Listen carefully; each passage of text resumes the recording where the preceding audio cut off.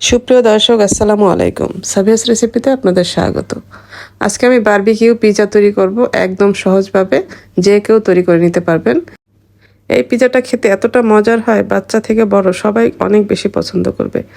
আশা করছি আজকের রেসিপি আপনাদের ভালো লাগবে। ভালো লাগলে একটি লাইক দিয়ে সাথে থাকার অনুরোধ রইল। চলুন তাহলে রেসিপিটি শুরু করা যাক। এখানে আমি চিকেন নিয়েছি 300 গ্রামের মতো। চিকেনটা এইভাবে ছোট ছোট কিউব করে কেটে নিয়েছি। তারপর এখানে আমি আদা রসুন বাটা দিয়ে দিলাম 1 টেবিল চামচ করে। স্বাদ মতো লবণ দিয়ে দিয়েছি। চিকেন পাউডার দিয়েছি 1 টেবিল চামচ।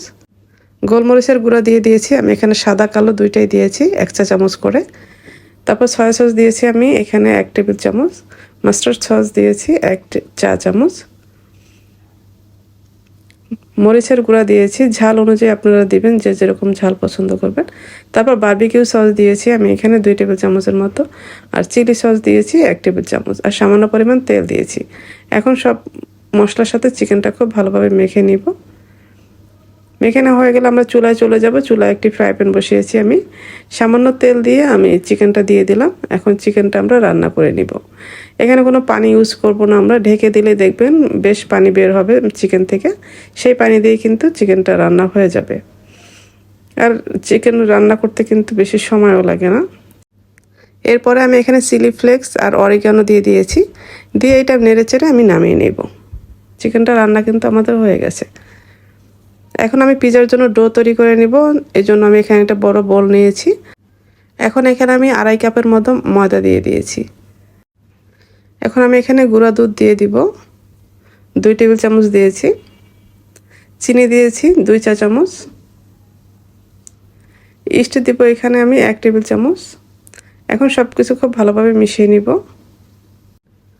এখন আমি এখানে লবণ দিয়ে দিব স্বাদ মতো। লবণটা দিয়ে আবার একটু মিশিয়ে নিলাম। এখন আমি এখানে হালকা কুসুম গরম পানি দিয়ে ডোটা তৈরি করে নিব।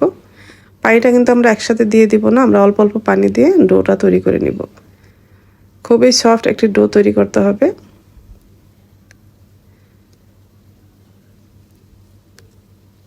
কিছুক্ষণ মেখে নেওয়ার পরে এখানে আমরা তেল দিব। এখানে আমি 2 টেবিল চামচের মতো তেল দিয়েছি। তেল দিয়ে আবার ভালোভাবে মেখে নিতে হবে। এই ডোটা যত বেশি মেখে নেওয়া যাবে ততই সফট হবে, আর পিৎজাটাও অনেক বেশি সফট হবে। এই তো আমি 10-15 মিনিটের মতো কিন্তু এটা খুব ভালোভাবে মথে নিয়েছি ময়দাটা। ডোটা আমাদের একদমই রেডি হয়ে গেছে। আমরা এখন উপরে একটু তেল লাগিয়ে নিব। তারপরে একটা র্যাপিং পেপার দিয়ে এটা র্যাপ করে 1 ঘন্টার মতো রেখে দিলে কিন্তু হয়ে যাবে। এটা এখন র্যাপিং পেপার দিয়ে র্যাপ করে আমরা সাইডে রেখে দিব। একটা গরম জায়গায় রেখে দিবেন। আমি 1 ঘন্টা পরে ফিরে আসলাম। দেখেন ডোটা কিন্তু বেশ ফুলে গেছে। ডোটা আমাদের রেডি হয়ে গেছে। আমরা এখন এটা আবার একটু ভালোভাবে মথে নিব। আমি আজকে এখানে 3টা পিৎজা তৈরি করব। 3টা পিৎজাই আমি 12 ইঞ্চির করে 3টা পিৎজা তৈরি করব। এই জন্য আমি প্রথমে কিছুটা ডো নিয়ে নিলাম। এটা একটু মথে নিয়ে তারপর আমরা এখান থেকে রুটি বানিয়ে নিব। 12 ইঞ্চি সাইজের রুটিটা বানিয়ে নিতে হবে।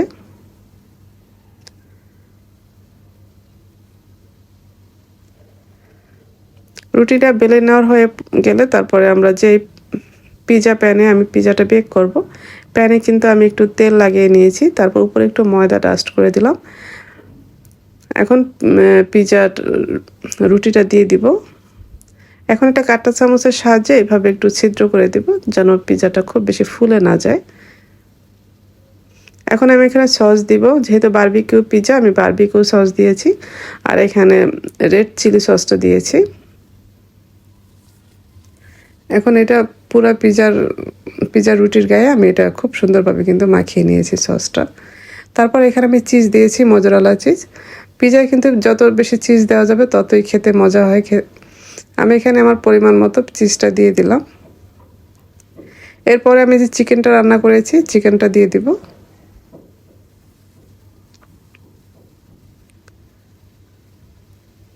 চিকেনটা আমি আমার পছন্দ মতো দিয়ে দিয়েছি। এখন উপরে আমি আরও কিছুটা চিজ দিয়ে দিব। তারপর আমি কিছু সসেস দিয়ে দিব। সসেসটা আমি একটু ছোটো ছোটো করে কেটে তারপরে এখানে দিয়ে দিয়েছি। তারপরে ক্যাপসিকাম দিব। ক্যাপসিকাম এভাবে লম্বা করে আমি কেটে নিয়েছি। এখানে আমি একটু সুন্দর একটা ডিজাইন করে দিচ্ছি, দেখতে তখন বেশি ভালো লাগবে। এই তো আমি এখানে লাল এবং সবুজ ক্যাপসিকাম দিয়ে উপরটা একটু ডেকোরেশন করে দিলাম। তারপর আমি ব্ল্যাক অলিভস দিয়েছি।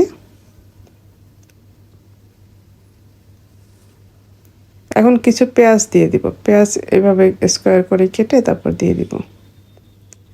এই তো এখন আমি উপরে চিলি ফ্লেক্স আর অরিগ্যানো দিয়ে দিব। এখন আমরা এটা ওভেনে বেক করে নিব। ওভেনে 180 ডিগ্রিতে আমি 20 মিনিটের মতো বেক করে নিয়েছি। এই তো আমাদের পিজাটা তৈরি করা হয়ে গেছে। আমি এইভাবে কিন্তু আরও 3টা পিজা তৈরি করে নিয়েছি। যেহেতু আমি আজকে বাচ্চাদের জন্য বানিয়েছি, আমার মেয়ের ফ্রেন্ডদের জন্য বানাইছি, এই জন্য আমি বক্স করে দিব ওদের। 3টা বক্সে আমি 3টা পিজা দিয়ে দিয়েছি। তারপর পিজাগুলি আমি এভাবে কেটে দিয়েছি। এই পিজাগুলি আমি বাচ্চাদের জন্য দিয়েছিলাম, বাচ্চারা তো খুবই বেশি পছন্দ করেছে পিজাগুলি, আর খেতে অনেক বেশি মজার হয় পিজাটা। উপরে আমি কিছু সস দিয়ে এইভাবে একটু ডেকোরেশন করে দিলাম। দেখতে কিন্তু একদমই রেস্টুরেন্টের মতো লাগছে, খেতেও কিন্তু সেই রকম লাগছিল। এই তো আমার তৈরি হয়ে গেল বারবিকিউ পিজা। আশা করছি আজকের রেসিপি আপনাদের ভালো লেগেছে। ভালো লাগলে লাইক, কমেন্ট এবং শেয়ার করে দিবেন। যারা আমার রেসিপিগুলি ফেসবুক থেকে দেখেন পেজটি ফলো করার অনুরোধ রইল, আর যারা ইউটিউব থেকে দেখেন চ্যানেলটি সাবস্ক্রাইব করার অনুরোধ রইল। সবাই ভালো থাকবেন, পরবর্তী রেসিপি দেখার আমন্ত্রণ রইল। আজকে এ পর্যন্তই, আল্লাহ হাফেজ।